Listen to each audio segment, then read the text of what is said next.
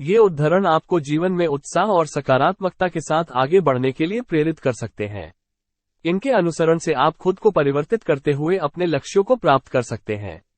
जीवन की सबसे बड़ी समस्या हम खुद हैं, और जीवन की सबसे बड़ी कामयाबी हम भी हो सकते हैं। जिसे आप खुद में नहीं मिला, वो आपको दुनिया में कहीं नहीं मिलेगा। समय को निकालकर कामयाबी नहीं मिलती, समय को निकालकर मेहनत और लगन जरूर मिलती है। जीवन का सबसे बड़ा रहस्य समय और संघर्ष का सामंजस्य। जब आप सकारात्मकता को चुनते हैं, तो समस्याएं आपके पास आना छोड़ देती हैं। धैर्य और समर्पण के साथ चलने वाला इंसान हमेशा कामयाब होता है। जीवन में सफलता उसे मिलती है जो सकारात्मक विचारों के साथ कठिनाइयों का सामना करता है। हार न मानना। इंसान को असली सफलता तभी मिलती है जब वो हार मानने के विचार से आगे बढ़ता है। समय का सबसे बड़ा दरबार है जहां सबकी समस्याओं का हल मिलता है। असफलता सिर्फ एक रास्ता है जो सफलता की ओर जाने का दरवाजा खोलता है। मन की शक्ति से बड़ी कोई शक्ति नहीं। आप जितने सकारात्मक रहेंगे, उतने ही सकारात्मक परिणाम मिलेंगे। कठिनाइयों का सामना करने से ही आपकी असली मेहनत और साहस का पता चलता है। जीवन एक सफर है, इसे बिताने के लिए अपने सपनों के पीछे भागिए। अपने लक्ष्यों के लिए किसी भी कठिनाई का सामना करने के लिए तैयार रहें। और जब भी आप हार मानने का विचार करें, तो आप अपने लक्ष्य के बड़े करीब हैं। तुम्हें नियत कर्म करने का अधिकार है, परंतु तुम अपने कर्मों के फल का हकदार नहीं हो। अपने कर्तव्य को समन्वय से निभाओ। सफलता या असफलता के संग आसक्त न होकर संपूर्णता के साथ अपने स्वयं के कर्म करना बेहतर है, चाहे कि किसी और के कर्म का नकली अनुकरण पूरा करना भी सही हो। व्यक्ति अपने मन के यत्न से उठता है और उसी के द्वारा खुद को नीचा भी कर सकता है।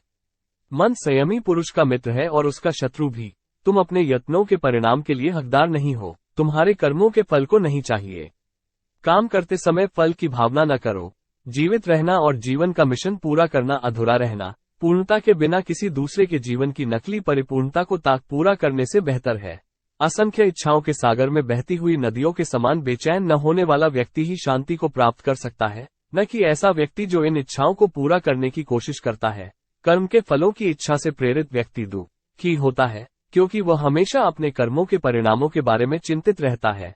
जब ध्यान पूर्ण रूप से स्थिर होता है, तब मन शांत होता है, जैसे कि वायुरहित स्थान में दीपक की ज्योति स्थिर रहती है। ज्ञान और कर्म को एक देखने वाला ही विवेकशील व्यक्ति है, वही सही रूप से देखता है। ये उदाहरण जीवन और आत्म विकास के लिए मूल्यवान दिशा देते हैं। लेकिन इन उदाहरणों के पीछे के संदर्भ और गहरा अर्थ भगवद गीता के अध्ययन से समझा जाना चाहिए। कर्म करो, फल का आसरा न रखो। अपने कर्म को ध्यान से करो, फल का मोह न करो। सफलता और असफलता के फल से अलग रहो, सिर्फ कर्म में लग जाओ। आत्मा अजर, अमर, नित्य है। धैर्य रखो, योग्यता से कर्म करो, कर्म करते जाओ, परिणाम की चिंता न करो। सच्चे ज्ञान को प्राप्त करो, सच्चे ध्यान में लगो। शक्तिशाली मनुष्य अपने विचारों को नियंत्रित करते हैं। योग का अर्थ है अविचलित मन से अपने कर्म को करना। धर्म की रक्षा के लिए जन्म लिया जाता है। जितना आप सोच सकते हैं, उतना आप कर सकते हैं। जब आपको लगेगा कि आप हार रहे हैं, तो आपको वास्तव में जीत के बिल्कुल पास होने की संभावना है। सफलता वही प्राप्त कर सकते हैं जो हार मानने की कभी सोचते नहीं।